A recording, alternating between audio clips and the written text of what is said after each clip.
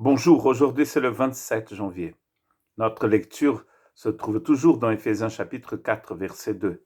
Bienvenue à notre méditation sur la grâce. En toute humilité et douceur, avec patience, supportez-vous les uns les autres dans l'amour. Nous avons vu hier qu'il y a 4 qualités ici qui favorisent en fait l'unité des chrétiens. La première, c'était l'humilité. Au lieu de défendre mes droits à tout prix, je remercie Dieu pour l'autre, je remercie Dieu pour la grâce qu'il m'a donnée pour être un serviteur plutôt qu'un dictateur. Aujourd'hui, je voudrais voir avec vous la douceur. La douceur, c'est une qualité extrêmement importante dans le corps du Christ.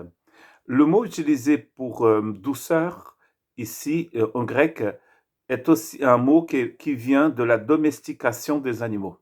Je ne sais pas si on peut dire domestication. Quand un animal sortait de la forêt, de la jungle, et devenait utile pour l'homme. Donc, comment pouvons-nous, par exemple, utiliser un cheval euh, avant, quand il est dans la nature, euh, on ne peut pas l'utiliser pour, par exemple, travailler la terre. Donc, on va devoir le domestiquer. Cet animal a toujours sa force, mais cette force maintenant est domestiquée pour qu'il puisse être utile. C'est ça la douceur. La douceur, c'est pas la faiblesse, hein, c'est pas la faiblesse, mais c'est c'est un animal très fort qui devient un gentleman. Il a toujours sa force, mais il est devenu un gentleman.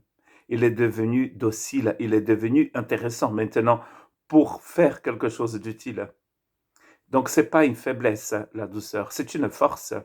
C'est l'utilisation de cette force avec beaucoup d'humilité, en quelque sorte. C'est une force qui est sous contrôle maintenant. Donc, quand on explose, c'est parce qu'on n'est pas doux. Mais c'est quand on méprise cette force que nous avons en nous et nous l'utilisons avec beaucoup d'humilité, c'est ça la douceur. C'est une force qui sert maintenant à quelque chose.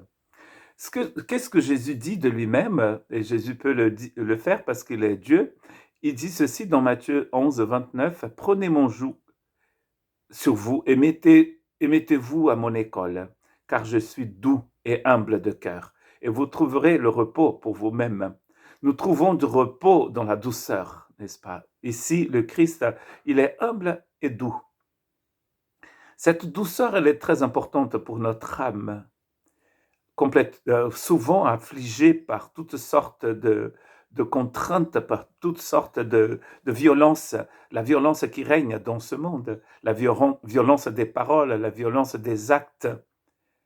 Mais la douceur, c'est comme un baume sur nos blessures.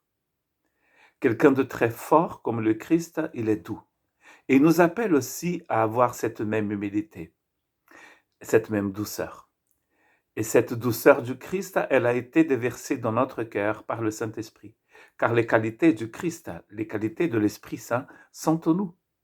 Comme je vous ai déjà dit, quand on arrive au chapitre 4 de la lettre de Paul aux Éphésiens, nous avons déjà eu 3 chapitres où Paul présente l'œuvre du Christ qui vient de l'éternité et qui agit en nous pour former sa nouvelle société.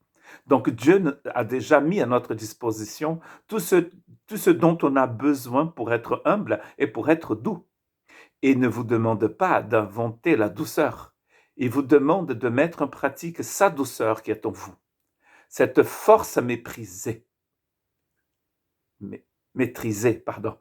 Cette force souvent méprisée d'ailleurs, cette force qui a été maîtrisée par le Saint-Esprit, cette force de caractère peut-être que vous avez, Dieu veut la transformer comme on a transformé les animaux sauvages en animaux domestiques. Et maintenant, ils nous sont utiles. Un loup euh, n'est pas un loup chez vous. Hein, vous n'avez pas de loup chez vous, vous avez des chiens. Mais c'est de la même famille. On a su changer cet animal, et cette force de l'animal est devenue douceur. Que Dieu puisse transformer l'animal qui est en vous, pour que vous deveniez une personne douce. L'animal déchire, attaque. Le doux est béni. Son travail, c'est une bénédiction. Ses paroles, sont une bénédiction pour les autres. Que Dieu vous bénisse d'ailleurs.